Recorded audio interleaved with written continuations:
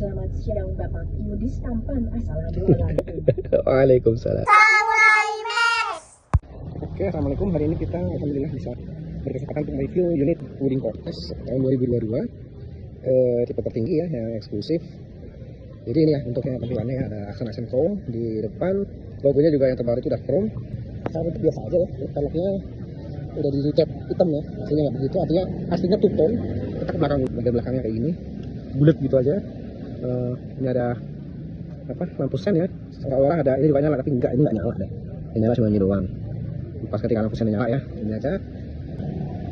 Ini mobil dalam keadaan terkunci, kuncinya kita kantongin. Itu, ini bisa langsung buka bagasi. Walaupun dia belum elektrik ya, ini harus diangkat, benar-benar diangkat dan berat sekali bodinya. Nah, ini cukup luas ya, jadi kita pernah bawa jalan jauh itu. Ini muat satu koper gede, di sini ada satu koper kabin. Kalau ada dua bisa ditumpuk, koper kabinnya bisa dua tumpuk. Ini juga bisa dilipat. Oh, ini lagi di kunci, tapi ini bisa dilipat ya, dilipat ke depan sehingga dia menambah akomodasi. Jadi kita pernah tes, ini kita lipat full sampai ke situ dia buat nambah space satu koper lagi. Ya, ini penampakan dari bagasi ya, jadi dia masih dapat berapa senti ini? Mungkin ada 40-an senti ya, 30 lebih lah. Dan ke atasnya juga gede, tapi masih akomodasi yang cukup banget buat penumpang. Ini bisa full size ya, 3 seat di belakang ini untuk orang dewasa. Nah ini berat nih, Allah Akbar. Ya tuh kan, dari coba kedip ininya. Sebelum masuk kita mau kasih tahu dulu ada satu fitur yang oke, saya cukup happy. Jadi pertama, ini mobil bisa dinyalain dari handphone ya. Jadi kalau kita keluar dari mall gitu nggak kepingin panas, kita bisa nyalain mobilnya dulu, nyalain AC, jadi udah dingin baru kita masuk. Atau kalau nggak sempat atau koneksi lagi jelek, kita buka aja nih, bentar ini lama-lama.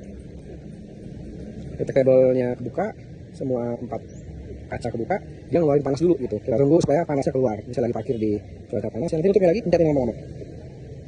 Semua nutup, sunroof. Nah ini setengah juga, berhenti dulu di setengah, kita lagi. Nah itu ya, itu fungsi dari keyless-nya. Nah ini posisi terkunci. Selagi ini kita kantongin gitu, dia bisa pencet lalu masuk gitu ya. Kalau sekarang itu ada sensor di sini, tapi menurut saya sih itu nggak aman. Itu lebih aman ya, ini yang untuk pastikan kita harus pencet kok. Nah, baru kita masuk.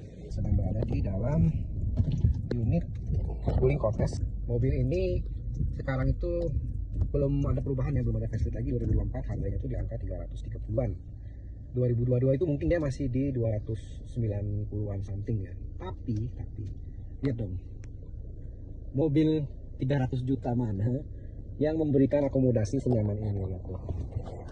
Captain seat ini adalah spot paling favorit. Kalau udah duduk di sini kita nyaman banget lah, tidur lah. Kalau saya udah duduk di sini tuh dibawa sama istri gitu atau siapa yang nyupirin, tidur udah nyaman banget. Di belakang juga masih ada 3 bangku penumpang full size ya, jadi benar-benar bisa didudukin 3 orang dewasa.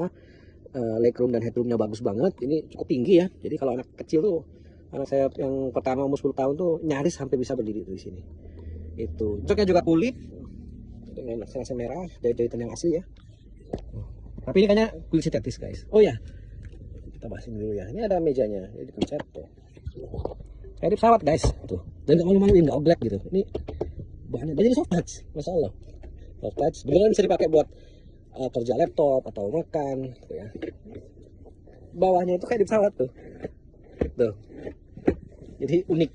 Dan di belakang Captain seat ini masih ada juga akomodasi kalau mau naruh barang seperti ini. Cuma bentuknya kayak yang kantong biasa ya. Tuh ada aksen piano black dan ada aksen keramik ya. Dan itu soft touch. Bagian ini soft touch nih. Soft touch dengan jahitan asli. Ini juga soft touch. Di sini ada pengaturan AC. Ada USB, ada box penyimpanan juga. Di belakang sana juga masih ada colokan USB. Jadi penumpangnya merasakan kenyamanan ya, kalau mau ngecas gitu.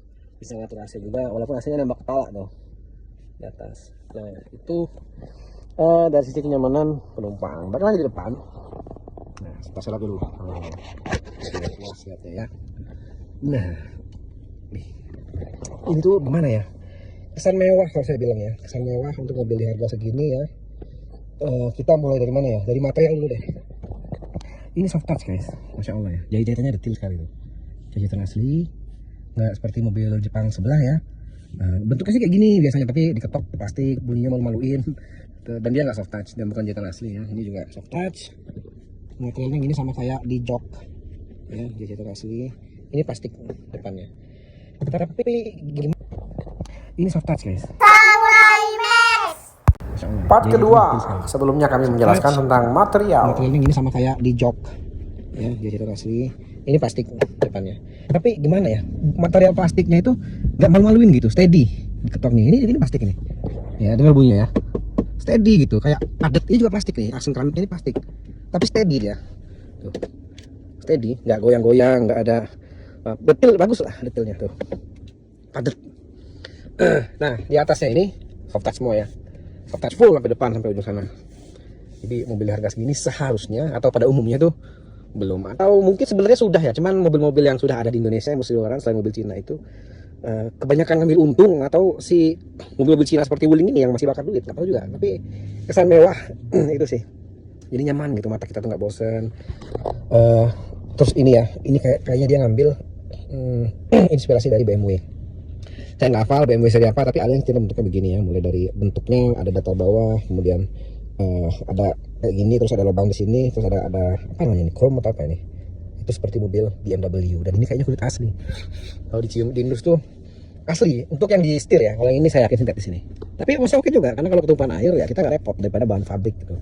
Mobil di harga sini, mobil-mobil Jepang itu kayaknya belum berani ngasih jok yang seperti ini, jadi ini enak banget ini, nyaman banget duduk di sini. Itu sampai apa, akomodasi jawab. Oke, kita ke akomodasi ya, kepraktisan ya. Tuh ada satu box, ini aksen piano black ya, ini untuk naruh handphone, ada 2 cup holder yang kalau kita nyalakan lampu malam tuh dia ada hijau-hijau gitu, di bawah juga ada lampu biru gitu, asik.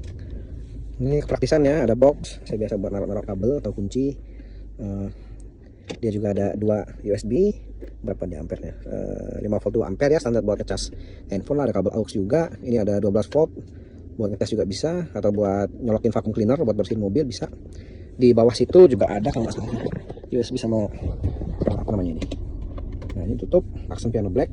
Cuman ini memang harus hati-hati ngerawatnya ya, karena tuh melelet baret-baret kena kunci atau kuku ya cakaran. Tuh, ini juga kulit nggak tahu deh ini asli atau sintetis, tapi ya keren lah kalau dilihat nih kulit. Oke, tadi material ya, sama akomodasi nih, kita lagi bahas akomodasi. Itu masih ada cup holder, kantongnya lumayan gede. Di sini juga ini biasa buat naruh uang parkir, ada cup holder, ada laci yang lumayan dalam ya, ini masih bisa ke belakang nih. Jadi dia nggak main-main gitu. Di sini ada tempat saya bisa buat naruh kunci atau naruh dompet ya. Ada slot buat kartu, 2 slot, yang atas agak gede bisa naruh banyak barang. Ini juga materialnya kulit. Nah, ini dalam ya, dalam. Oke lah, kepraktisan oke. Di belakang juga ada kantong-kantong, di sana ada kantong, di bawah sini ada lubang juga cukup gede. Ada box yang cukup gede. Ya itu untuk kepraktisan. Kemudian untuk entertain, nah di sini kemenangannya juga gitu, banyak menangnya nih mobil ya. Jadi nih, mobil ini tuh sangat kenyamanan dan keamanan. Kenapa saya bilang keamanan? Salah satu contoh ya, elektrik, apa namanya, geser-geser kursi ini loh, ini elektrik. Nah, ini bisa mundur, maju, rebah.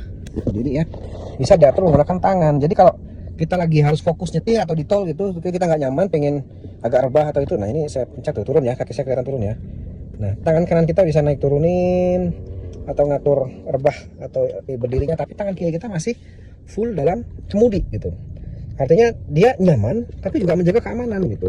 Termasuk tombol-tombol ini, tombol-tombol kepraktisan ini. Kalau kita sebelah kanan dulu nih, kalau ada telepon kita bisa angkat, gitu. Selesai ya, matiin. Nah, ini tuh untuk ngatur panel. Jadi misal saya mau kotak-katik ini ya, ini instan kecepatan, instan konsumsi BBM, mau lihat TPMS singkatannya apa ya, tire pressure monitoring system, ada ban yang bocor atau enggak, atau kurang angin, kurang suhunya bermasalah, itu bisa dimonitor. Kan satu pandangan kita memandang ke depan, tapi ke bawah tuh masih bisa kontrol dengan menggerak-gerakkan jari di sini. Kemudian sabuk pengaman, kadang-kadang berisik anak-anak gitu nggak mau pakai, kita bisa matikan gitu, atur dimatikan sementara. Oke, itu bisa dilakukan sambil nyetir. Termasuk nah mau bikin koneksi atau telepon dan navigasi juga kita bisa atur dari sini. Jadi dia selain tampil di head unit, dia juga akan tampil di sini nih, belok kanan, belok kiri, ada perintah suaranya juga gitu. Jadi kan berbahaya ya kalau kita lagi navigasi, kita harus nyetir tapi harus bolak-balik lihat sini atau harus bolak-balik mainkan tangan di head unit. Nah, ini cukup membantu menurut saya. Ini juga ada buat naik turunin ketinggian lampu ya. Ini untuk naik turunin lampu panel mau seterang apa, saya biasanya yang paling nyaman aja, yang paling bawah. Kenapa dia boros? Ini mobil bobotnya gede guys, ini berat banget ini. Ya, part ketiga. Yang paling nyaman aja, yang paling bawah. Ini buat apa ya? Saya lupa ABS atau apa itu. Kalau dipencet dia mati. Tapi yang paling benar dinyalain. Karena kalau ini nyala, daya cengkram ban terhadap aspal tuh lebih baik gitu, sehingga kita nggak slip ya. Tuh, terus ada tombolnya ini juga apa? Macam-macam ya. Nah, kita targetnya 10 menit tadi, tapi karena memang terlalu banyak fitur aja sih yang harus dibahas. Nih, juga sambil tangan kanan mengendalikan, tangan kiri bisa. Nah, ini electric parking brake ya. Jadi kalau Anda biasa lihat mobil itu pakai rem tangan tarik, ini juga rem tangan tapi nariknya begini nih. Nah, untuk matiin tekan ke depan. Oh, saya harus injek rem dulu baru dia boleh dilepas. Tuh kan. Keamanan. Nah, kalau saya lepas nggak injek rem mobil bisa lari gitu. Oke, ini kita masih diam ya. Nah, ini AVH itu apa ya? Assisted Vehicle Hills kalau nggak salah. Jadi ini kalau nyala kita mundur dulu aja, bahaya. Nah, oh ya ini mumpung lagi mundur ya. Dia ada predicted lines gitu. Jadi kalau setirnya belok, dia ikut belok tuh. Ini praktis dan HD gitu. Saya suka banget layarnya HD. Kalau kita coba yang saya sebut aja ya Toyota Rush gitu, atau teman-temannya itu nggak HD kayak gini gitu.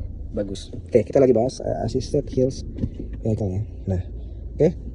Ini nanti kita bahas, ini untuk alarm, ini AC belakang. Nah, gitu aja. Kita nyalakan ya. Nah, AVH aktif katanya.